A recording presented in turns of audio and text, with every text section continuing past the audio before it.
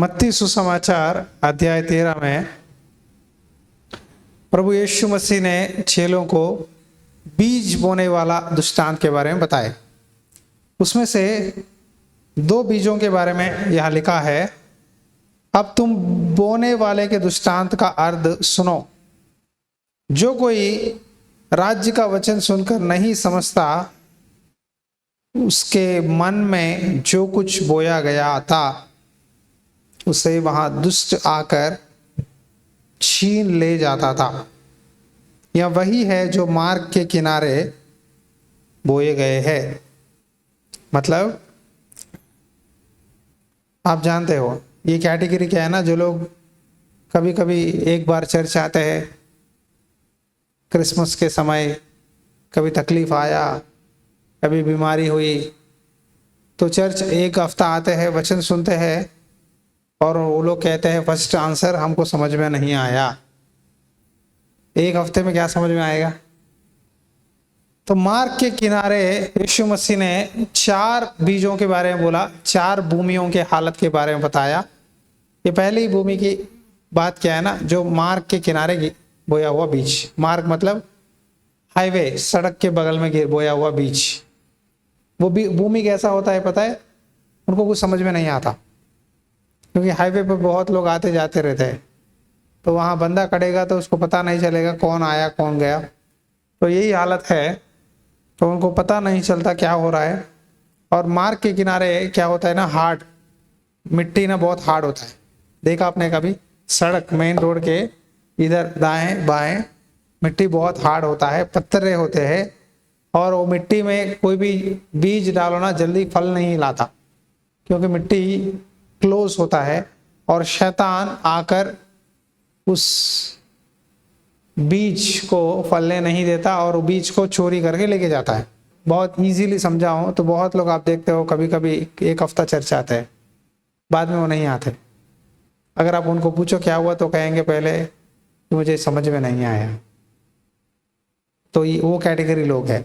Next कहेंगे church से बहुत समय ज़्यादा है, ज़्यादा समय वचन बोलते हैं, ज़्यादा समय प्रार्थना करते हैं, ज़्यादा समय बिताते हैं, बहुत गर्मी है, ऑटो का व्यवस्था नहीं है, बहुत दूर है, घर में मेरा पति एक्सेप्ट नहीं करता, मेरी सासू माँ नहीं भेजती।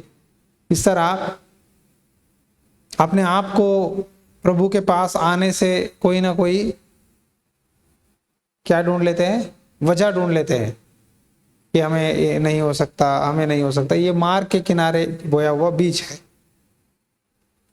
दूसरा बीज प्रभु ने बताया, जो कोई राज्य का वचन सुनकर नहीं समझता, उसके मन में जो बोया गया था उसे वहां दुष्ट आकर छीन लेता है।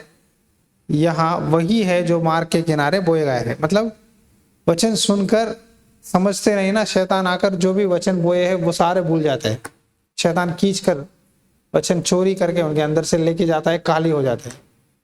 अब देखो शुरुआत में किसी को प्रभु में लाना मतलब बहुत मुश्किल है, क्योंकि बंदा जल्दी में नहीं सुनता। वो 99% चर्च नहीं आने के लिए आपके पास शिकायतें देता है। अगर वो पास हो गया तो दूसरा स्टेज है पथरीली भूमि। ये लोग कैसे होते हैं ना, यहाँ लिखा है जो पथरीली भूमि पर बोया गया था, या वहां है जो वचन सुनकर तुरंत आनंद के साथ मान लेता है, पर अपने में जड़ न रखने के कारण वह थोड़ी ही दिन का है। जब वचन के कारण क्लेश या उपद्रव होता है तो तुरंत ठोकर खाता है। ये पथरीली भूमि कैटेगरी कौन है पता है? ये ऐसे लोग हैं हर चीज के लिए गुस्सा करते हैं। भरतनाट्यम साउथ में ना आंखें घुमाते, कथकली, ठीक है ना, यहाँ होट, इसको इधर एक 90 डिग्री जाता है, इधर एक 90 डिग्री जाता है, ऊपर भी जाता है शायद, पता नहीं कैसे कैसे मुंह घुमाते हैं। आप लोग कहते हैं मुंह बना लिया। तो ये कैटेगरी है ना पथरीली भूमि। ये कैटेगरी में जो भी बीज बोते हैं ना, शुरुआत में खुशी खुशी से ग्रहण करते हैं। हाँ, ये वचन मेरे लिए, परमेश्वर मुझसे बात कर रहा है, ये वचन मेरे लिए, लेकिन यहाँ लिखा है जब वचन के कारण क्लेश उपद्रव होता है तो तुरंत टोकर खाता है। मतलब कोई भी परेशानी आई, कोई कुछ कहे, क्लेश उपद्रव वचन के कारण। अब घर में जिनके घरों में जो एक ही प्रभु को मानते हैं, बाकी के ससुराल वाले मम्मी डैडी मानते नहीं ना, तो वह उनका कैटेगरी है। चर्च जाने से क्या हुआ, चर्च चर्च बोलने से घर में काम कौन करेगा, तो वो भी मान ये भी मान, तू उधर भी जा इधर भी आ। हाँ, परमेश्वर रब तो सब जगह होता है, सब कुछ मानना है, नहीं तो रिश्तेदार क्या कहेंगे, पड़ोसी क्या कहेंगे। तो ये पथरीली भूमि का स्वभाव है। वचन सुनते हैं, खुशी से रहते हैं, लेकिन एक छोटा सा तकलीफ आता है, घर से कुछ क्लेश आता है, इमीडिएटली ठोकर खाते हैं और गिर जाते हैं। देखो, इसका मतलब उनके अंदर जड़ नहीं है। क्या नहीं है? पथरीली भूमि ना, अंदर सारा पत्थर होता है। आप जितना भी बीज बोओ ना, वो फल नहीं लाता, पेड़ नहीं बढ़ता, क्योंकि उसके अंदर क्या है, जड़ नहीं है। इस कारण वो कुछ समय तक, आप देखो, कुछ समय तक बपतिस्मा लेकर मसीह में रहते, 2-3 साल बाद में चर्च छोड़कर, प्रभु को छोड़कर संसार में मिलावट हो जाता है। क्या हो जाता है? मिलावट। दूध में पानी, पानी में दूध, शायद दूध में, और ये कह सकता हूँ, दूध में आप केमिकल के साथ पी रहे हैं, तो ये मिक्स है। हमने पढ़ा था दूसरी राजा अध्याय 17 में वचन 7, इस कारण यहाँ इस्राएलियों का परमेश्वर यहोवा उनको मिस्र के राजा फेरोन के हाथ से छुड़ाकर मिस्र देश से निकाल लाया, तो भी उन्होंने उसके विरुद्ध पाप किया और पराये देवताओं का भय माना। और जिन जातियों को यहोवा ने इस्राएलियों के सामने से देश से निकाला था, उनकी रीति पर, अपने अपने राजाओं की चलाई हुई रीतियों पर चलते थे। इस्राएलियों ने कपट करके अपने परमेश्वर यहोवा के विरुद्ध अनुचित काम किए, अर्थात पहरुओं के गुम्मट से लेकर गढ़ वाले नगर तक अपनी सारी बस्तियों में ऊंचे स्थान बना लिए, और सब ऊंचे स्थान पहाड़ियों पर, सब हरे वृक्षों के नीचे लाटे और अशोर खड़े किए। हालेलुया। मतलब यहाँ देखो, इज़राइली लोग जब परमेश्वर ने उनको मिस्र से बाहर लाया, मूसा को दिया, एक अच्छा दास था, उसके बाद हारून था, यहोशू था, वो लोग अच्छी भक्ति में चल रहे थे, प्रार्थना में चल रहे थे, परमेश्वर की नियम पे चलते थे। लेकिन जब राजा आए, जब भविष्यद्वक्ता चले गए, राजा आने लगे, राजा जैसा कहता था लोग वैसे चलना चाहिए। इजरायली लोगों ने राजा के रीति रिवाज पर चलते थे। राजा अन्य जातियों के साथ मेल मिलाप करके आधा परमेश्वर आधा संसार, यह रीति रिवाज करवाता था। सारे एक तरफ परमेश्वर को भी आराधना करते थे, एक तरफ रीति रिवाज भी करते थे। परमेश्वर ने देखकर बोला, ये ऐसे काम क्यों करते हो? वचन 17 में इसके बारे में लिखा, उन्होंने अपने परमेश्वर यहोवा की सब आज्ञाओं को त्याग दिया, जो और 2 बछड़ों की मूर्तें टलकर बनाई और अश्शूर भी बनाई, और आकाश के सारे गणों को दंडवत की और बाल की उपासना की। बाल अश्शूरियों का परमेश्वर है।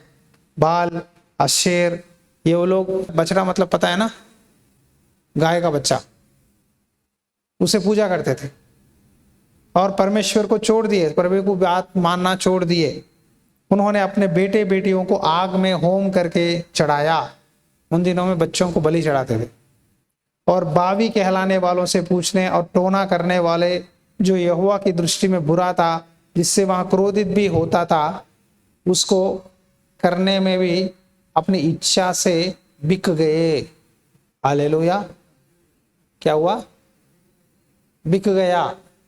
कहते हैं ना, मंत्री बिक गया, ये पार्टी में से वो पार्टी में चला गया, उसको बहुत मोटा पैसा, तो मंत्री ने पार्टी बदल लिया। तो लोगों ने क्या किया, अपनी इच्छा से बिक गए, परमेश्वर की बात मानना छोड़ दिए, क्योंकि उनको वो ये था कि हम दुश्मन अशीर राजा उनको कब्जा कर रहा था, तो राजा जैसा कहता है हम वैसा ही मानना पड़ेगा। तो लोगों ने प्रभु की बात नहीं मानी, मूर्ति पूजा कर रहे थे, जादू टोना वालों के पास जा रहे थे, ज्योतिष दिखा रहे थे, अच्छे दिन बुरे दिन देख रहे थे। क्या मसीहों में सारी चीजें हैं? अच्छे दिन बुरे दिन, पंडित जी मुहूर्त क्या है, शुभ समय क्या है, तारों को देखकर शुभ अच्छा दिन है बुरा दिन है, ये सारे चीजें करते थे। आज भी मसीह कहलाने वो लोग बहुत सारे इंडिया में जो है, जो चर्च जाते वो लोग भी कर रहे हैं। अच्छे दिन बुरा दिन, शुभ समय शुभ घड़ी बुरा घड़ी। हाँ, राशि फल कौन देखता है? हाँ, तुम्हारा एस्ट्रो हाथ पे देखना, चेहरे पे देखना, ये सारे रीति रिवाज परमेश्वर को बहुत गुस्सा लाता है। ऐसा कभी ना करे। हाथों में जहां भी जाओ एक नीली आंख घूमते रहता है। और कई दुकानों में देखो नमक, सेंधा नमक है, उसको कटोरे में रखते हैं। क्या आएगा? हाँ, नेगेटिव एनर्जी जाएगा, पॉजिटिव एनर्जी आ जाएगी। नहीं देखे आपने? काउंटर पे देखो, एक कांच के प्लेट में कछुआ भी होता है, सेंधा नमक भी होता है। हम लोग ये नहीं करना है, मसीह लोगों को ऐसा नहीं करना है। क्योंकि देखो बाहर लोग अगर उनका नियम है, उनको कहा गया वो करने दो, हमें कोई ऐतराज नहीं है, हम किसी का मजाक नहीं उड़ाते। लेकिन मसीह कहने वाले जो बिजनेस करने वाले, गले पे ऐसे सेंधा नमक, ऐसा कछुआ पानी में डालकर तैरना, हाँ, उसको तैरना नहीं आता है, आपने बांध दिया, खोल दो बोला मैंने एक भाई को, खोल दो भाई, जाने दो उसको, शाकाहारी है, घास खाएगा। बोला कि नहीं रहेगा तो फिर क्या आएगा? तन आएगा, बोला पैसा रुकेगा। कछुआ धीरे धीरे जाता है ना। हालेलुया। मसीह लोग भी ऐसा ही कर रहे हैं। और मैं ये भी देखा मैंने, गल्ले के पेटी है ना, पैसा, उसमें भी कुछ 2-3 धागे डालते हैं, रस्सियां, लाल रस्सी, कुछ लोग रस्सियां बांधते हैं, नींबू, हरी मिर्च, लहसुन और क्या है, हल्दी। यह हमें नहीं चाहिए, यह हमें नहीं चाहिए, ये हमें करना नहीं चाहिए।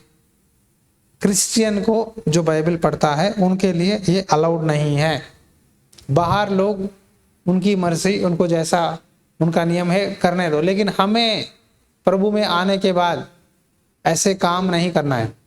मैं इसीलिए बता रहा हूं, यहाँ राजाओं के समय इजरायली लोग, अन्य जाति लोग, समरिया, यहाँ देखो वचन 24 से, अशूर के राजा ने बैबिलोन, कूता, अबाहमत और सप्वेम नगरों से लोगों को लाकर इजरायलियों के स्थान पर शोमरोन के नगरों में बसाया। इस प्रकार वे शोमरोन के अधिकारी होकर उसके नगरों में रहने लगे। जहां वे वहां पहले रहने लगे, तब यहोवा का भय मानते थे।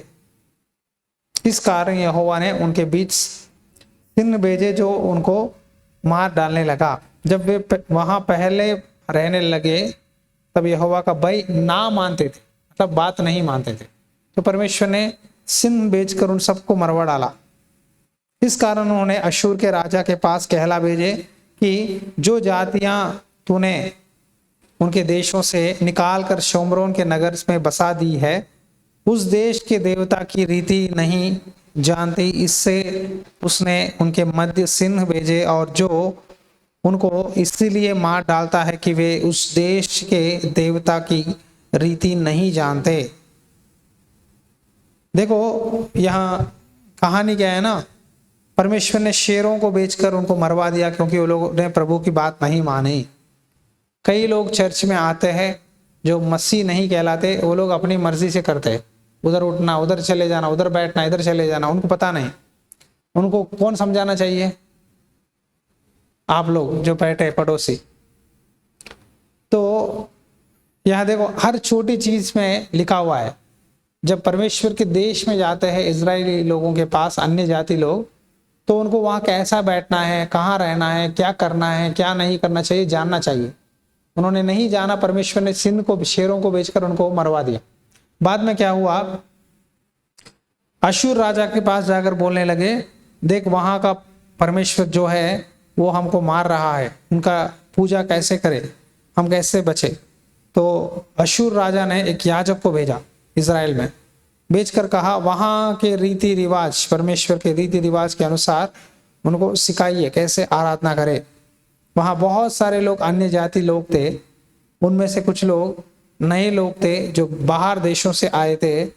सारे लोगों ने अपने अपने देवी देवता की पूजना की, लेकिन कुछ लोगों ने परमेश्वर यहोवा की पूजा करने लगे, कुछ लोगों ने परमेश्वर का आज्ञा मानने लगे। ऐसा परमेश्वर में चलते रहे। तब परमेश्वर ने इजरायलियों से कहा, अन्य जातियों से वाचा ना बांधो, अन्य जातियों से बांधो, तुमको मैंने चुना है, तुम उनके जैसा मुझे पूजा मत करो। अब शोभा यात्रा निकालते हैं, वो हमारा नहीं है। कहाँ है बाइबल में? तो शोभा यात्रा अपना नहीं है, शोभा यात्रा अलग धर्मों का है, उनके जैसा नहीं है बाइबल में। सिर्फ पंजाब में होता है, बाकी के पूरे इंडिया में कहीं नहीं होता। ये सारी चीजें जो बाहर के चीजें लाकर यीशु मसीह को लगाना, मतलब परमेश्वर को गुस्सा देता है। प्रभु ने बोला अन्य जातियों की तरह हमें नहीं करना चाहिए, करेंगे तो हम में और उनके अंदर कोई डिफरेंस नहीं है। पास्टर जी वो लोग कर रहे हैं, मैं भी करूंगी, तो तुम्हें और उनको कोई फर्क नहीं है। परमेश्वर देखो कितना अच्छा बोल रहा है इजरायलियों को एक पिता की तरह प्रभु बोल रहा था। परमेश्वर ने बोला आज के दिन तक वे अपनी पुरानी रीतियों पर चलते हैं, वे यहोवा का भय नहीं मानते थे। वे ना तो उन विधियों और नियमों पर और ना उस व्यवस्था और राजा के आज्ञा के अनुसार चलते हैं जो यहोवा ने याकूब की संतान को दी थी, जिसका नाम उसने इजराइल रखा था। उनसे यहोवा ने वाचा बांधकर उन्हें यह आज्ञा दी थी, तुम पराये देवताओं को आप भय न मानना। आज बहुत लोग डरते हैं, हम यीशु मसीह में आएंगे तो हमारे पिछले लोग क्या कुछ कर देंगे,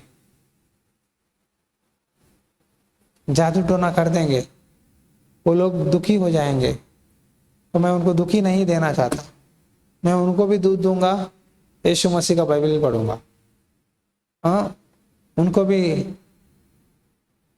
कुछ करूंगा, इनको भी कुछ करूंगा। मतलब डबल माइंडेड, मतलब दो दिल, दो जीवन, दो दिल,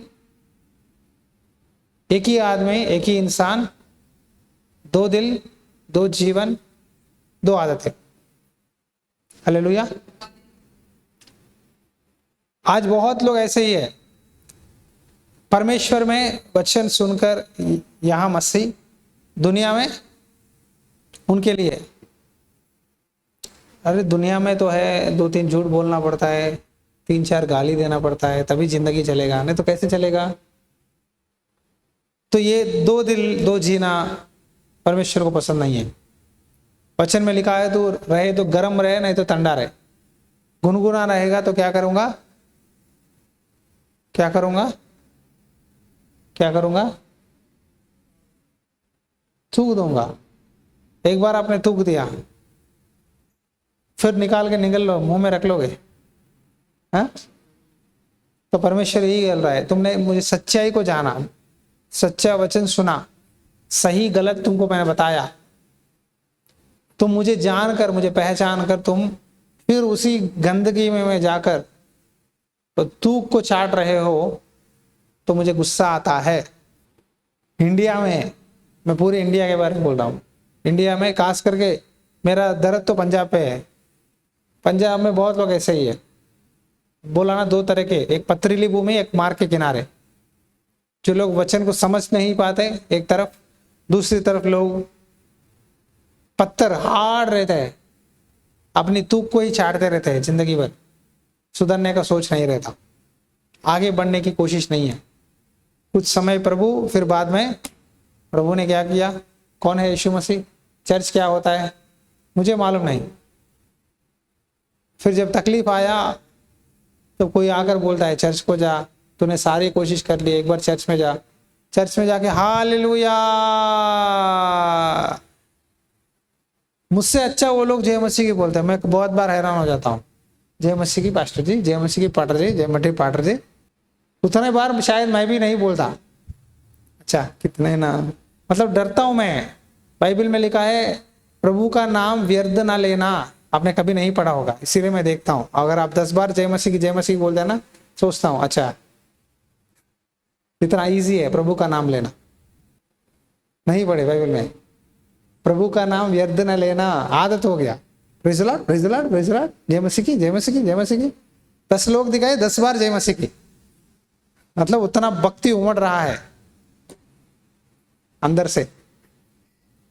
दूध उपना हुआ दूध देखा आपने, उपन कर बहता रहेगा, स्टोव पे चालू करके जो ऐसा उपनता रहेगा, मसीह मसीह मसीह मसीह मसीह मसीह मसीह मसीह।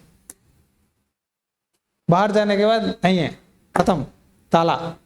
ऐसे ही थे पहले इजराइल। बाइबल में इसीलिए लिखा गया कि लोग पहले भी ऐसे ही थे, राजाओं से डरते थे, अन्य जातियों से डरते थे। क्यों डरते थे बताओ? अगर हम उनसे, उनके फेवर में रहे, वो हमें खाने पीने सामान नहीं भेजेगा। अगर हम राजा की बात नहीं मानेंगे तो हमको जेल में डाल देगा। इस तरह लोग बांधे हुए थे, डरे थे और परमेश्वर की नियम को तोड़ते थे। और एक और बात आपने नोटिस की नहीं किया, उस समय लीडर नहीं था उनको चलाने, उनको सिर्फ राजा था। राजा परमेश्वर की बात नहीं मानता था, अन्य जाति राजाओं से मिल गया। जब आप लोग अन्य जातियों से रिश्ता बनाते थे, मैं आप बोल रहा हूं चर्च में, जिनका हो गया तो ठीक है, आप कुछ नहीं कर सकते। अब जो लोग शादी होने वाला है, आपके बच्चे बड़े होकर, अगर आपने अन्य जातियों से बच्चों को शादी करवाया तो बच्चे का जिंदगी खराब हो जाएगा। अभी बोल रहा हूं, मसीही। और शादियों में जाकर कितना कमाता है, कितना पैसा है, ये नहीं पूछो। कितने बार बाइबल पढ़ा है, चर्च संडे संडे जाता है या महीने में एक बार जाता है, कभी जाता है नहीं। असली बात नहीं, चर्च नहीं जाता, बहुत बिजी है, ड्यूटी है। बाइबल पढ़ने का कहाँ है टाइम, कमाई पे है। घर की देखभाल करना चाहिए तो बंदे फेल नहीं चाहिए। नहीं, जिसको प्रभु का डर नहीं है, जो बाइबल नहीं पढ़ता, जो प्रभु से संगति नहीं है, जिसको चर्च में पार्टिसिपेट नहीं है, उसे शादी ही ना करो। चाहे उसके नाम के पीछे मसीह हो, नाम के सामने मसीह हो, कोई बात नहीं है, उसके अंदर मसीह नहीं है।